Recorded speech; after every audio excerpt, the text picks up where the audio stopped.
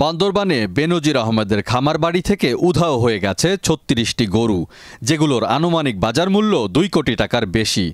অভিযোগ উঠেছে, দুদকের অনুসন্ধান থেকে বাঁচাতে গরুগুলোকে সরিয়ে নিয়েছেন নেচার হিলস অ্যাগ্রো নামের ওই খামারের কেয়ারটেকার মং ওয়াইচিং মারমা। তিনি আবার বান্দরবান জেলা স্বেচ্ছাসেবক লীগের সভাপতিও। গত বুধবার রাতে বান্দরবানের সোয়ালক ইউনিয়নের মাঝের পাড়ায় বেনজিরের খামার বাড়ি থেকে এসব গরু সরিয়ে নেওয়া হয়। স্থানীয়রা জানান, বেনজিরের খামারে গরু ছিল ৩৭টি।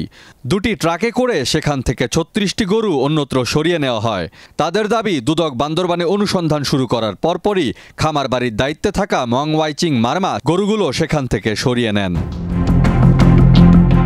অভিযোগের বিষয় জানতে চাইলে মং ওয়াইচিং বলেন, গরুগুলো তার, বিক্রির জন্য গরুগুলো অন্য জায়গায় নিয়ে এসেছেন। বান্দরবানে সোয়ালক ইউনিয়নের মাঝের পাড়ায় ৭০ একর জায়গায় বেনজিরের খামার বাড়ি। সেখানে আছে গরু ও মৎস্য খামার, সেই সঙ্গে আলিশান বাংলো। সেখানে যাতায়াতের জন্য সরকারি অর্থায়নে তৈরি করা হয় রাস্তা, নেওয়া হয় বিদ্যুৎ সংযোগও।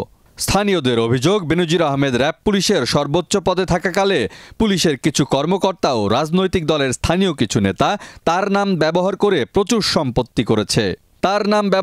প্রচুর সম্পত্তি দখলে নিয়েছে। ডেস্ক রিপোর্ট, দেশ রূপান্তর।